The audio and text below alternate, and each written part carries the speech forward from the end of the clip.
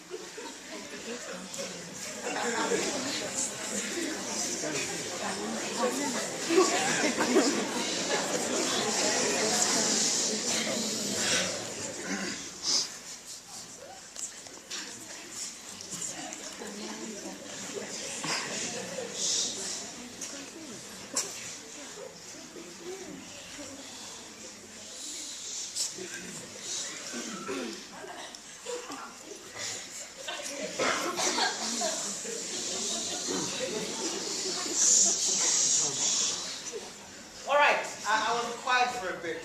I'd have loved to be quiet for even longer, actually. And I like this to be interactive. I want you guys to tell me how you felt and what you thought when I was quiet.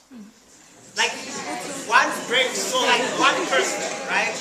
What did you feel and what did you think when I was quiet? During the speech, yes, very nice. No one forgot my speech, yeah? Okay, so have a thing so you don't get it. Anyone else? Yeah? Dramatic effect. Dramatic effect. What? Yeah. Partly it's because it's a Harvard thing, right? But this is a thing. When Mr. Nodder said, this guy is from Harvard, right? You guys are like, wow, like he's going to say some really cool stuff or something, right? Probably, maybe not. But there are a lot of expectations that were set in those 5 seconds between me walking from that chair and coming up to this stage. And as I speak right now, you guys expect to hear some rocket science coming out of my head, right? And that's just how it is. I am bound by your expectations.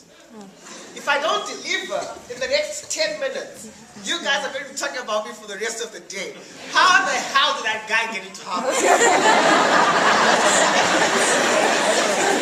I asked myself that.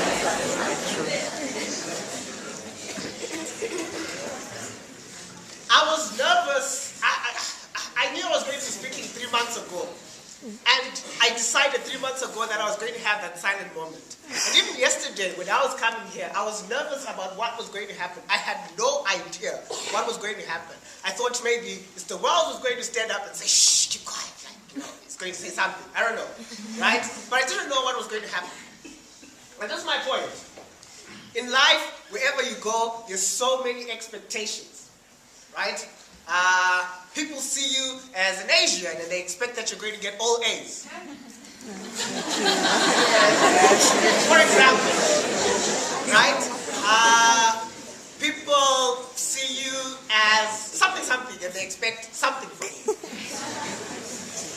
One thing that I have learned in my short life is that expectations are very good at limiting you. Very, very good. One thing that I thought somebody was going to say is that they felt uncomfortable when I was silent, just standing here like, oh my God, like what's going on here, right? Which is why I felt nervous, because the very thought of doing something that is not expected is very, very, very discomforting. So if you want to do stuff that is not expected, be very ready to be in uncomfortable situations. Now I'm going to tell you from my personal experience, because I'm speaking in very abstract terms, right? Silence, just uncomfortable, expectations, going against expectations, all of that. I'm going to tell you 3 stories, not really 3 stories, I'll tell you 3 things about myself, right? Some of you may come out of here and say, damn, that guy's so full of himself, but, well, whatever. There's a point I'm trying to drive home, right? First thing, when I got into Waterford, I was already doing A-level. By the time I got here, I had done a year of A-level. And when my parents heard in May that I was going to come to Waterford in January, they're like, dude, you already have finished a year of A-level. Why bother? Just stay at home, finish A-level, you'll go to this university called NAST, and you'll do actuarial science, and then you'll go to the UK, and then everything's going to be fine. But I was like, no. I heard that place rocks, so I'm going. They lied. So I was like, okay, cool, I'm going to go.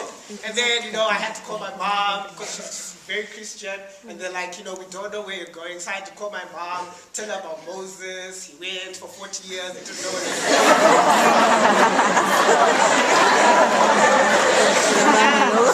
And at the end of the phone call, she was sold. She was like, okay, cool, you're going. And I went.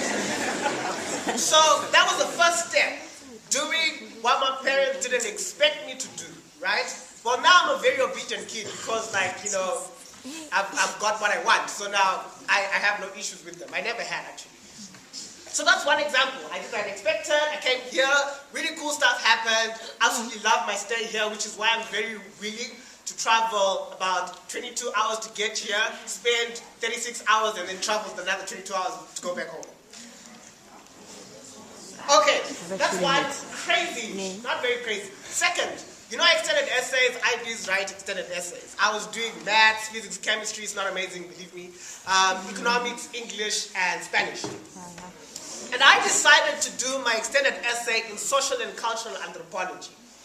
I'd never had a lesson in social and cultural anthropology, and I still haven't. But I still did it, right? And that was crazy. Like, who the hell decides to do anthropology when they're doing maths, physics, chemistry?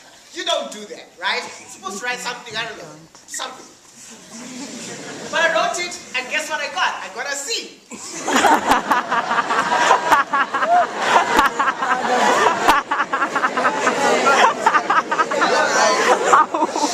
Now that was very crazy.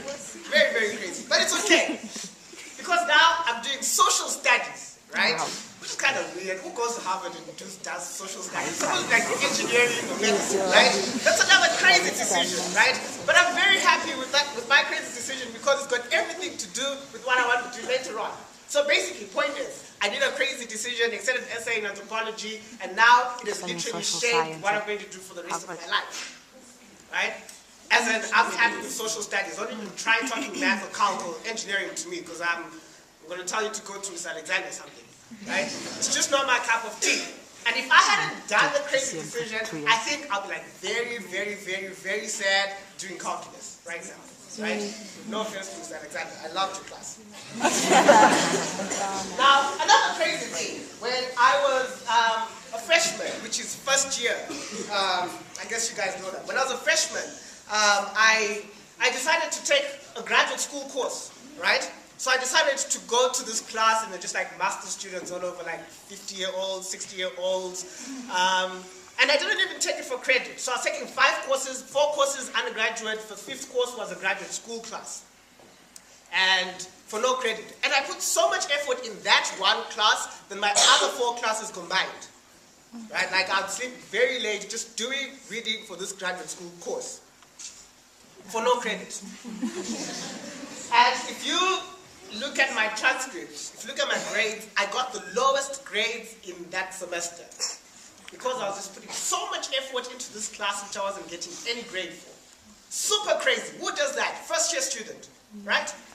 It's in my blood to be crazy, and I absolutely love it. But that was a decision that has changed my life. So I took that course, became very good friends with the professor. I took another graduate school course, and apparently they started liking me. Next semester, I'm actually going to be teaching a graduate school course, like master's, PhD, like your parents, right? So,